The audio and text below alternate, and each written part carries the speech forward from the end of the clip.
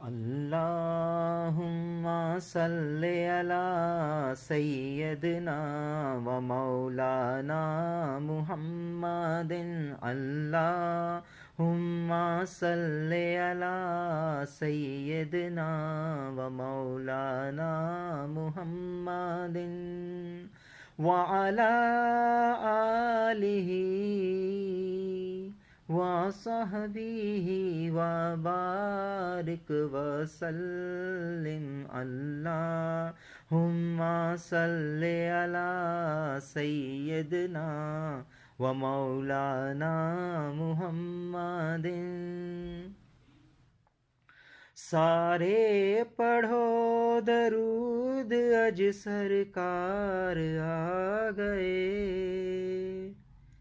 سارے پڑھو درود اج سرکار آ گئے، دنیا تے دو جہاناں دے مختار آ گئے۔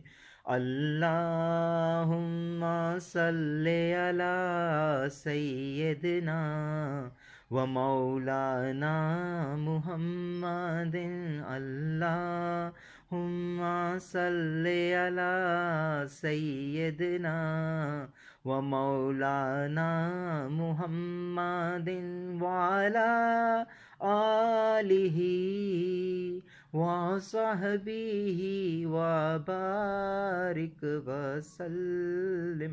اللہم صلی علی سیدنا و مولانا محمد۔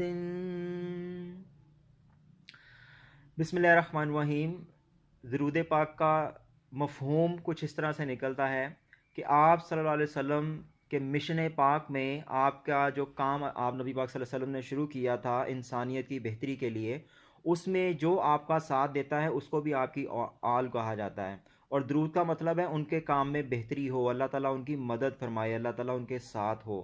تو درود و پاک کا مطلب یہ ہے کہ آپ محمد صلی اللہ علیہ وسلم، آپ کے صحابہ، آپ کی آل اولاد اور آپ کے مشن میں آپ کے ساتھ دینے والے جتنے بھی لوگ ہیں، اللہ تعالیٰ ان کا حامی و ناصر ہو اور ان کی مدد فرمائے۔ اس کے بعد سورہ زمر کی ایک آیت کا ذکر کرنا چاہتا ہوں۔ سورہ زمر میں، زمر کا بیسیکلی مطلب ہوتا ہے کراؤڈ، موب۔ زمر کے اندر اللہ تعالیٰ نے آیت میں فرمایا ہے کہ وہ لوگ جو بات کو اچھی طرح سنتے ہیں اور اچھی بات کی پیروی کرتے ہیں، بیسیکلی وہی لوگ ہدایت یافتہ ہیں۔ اب اللہ تعالیٰ نے اشارتاً بہت بڑی بات جو ہے وہ اپنی مخلوق کو اور اشرف المخلوقات کو بیان کر دی ہے۔ اس کا مطلب یہ ہوا کہ اسی آیت کے تناظر میں اگر ہم یہ کہیں کہ وہ لوگ جو بات کو اچھی طرح نہیں سنتے اور جو اچھی بات کی پیروی، اچھی بات سے مراد پازیٹیو بات جس میں بھلائی کا عنصر نکلتا ہو، اچھی بات کی پیروی نہیں کرتے، وہ پھر ہدایت یافتہ نہ ہوئے۔ سو اس کو مد نظر رکھتے ہوئے معاف کر دینا اور اچھی طرح سے عمل کو سر انجام دینا بہت بڑی بات ہے، اللہ تعالیٰ نے واضح کر دیا اس سورہ زمر کے اندر۔ پھر دوسرے نمبر پہ جو بات کی جاتی ہے کہ جی زبان کے جو زخم ہیں وہ نہیں بھرتے، یہ بیسیکلی ایک خرافات ہے۔ اسلام کی بنیاد ہی معاف کر دینے پہ ہے۔ اگر ایسا ہی ہوتا تو آپ صلی اللہ علیہ وسلم ان زبان کے زخموں کو لے کے بیٹھے رہتے، وہ کبھی نہ بھرتے اور آپ کسی کو بھی معاف نہ کرتے۔ تو اسلام کے اندر تو آپ صلی اللہ علیہ وسلم نے معاف کرنا ہی بیان کیا ہے۔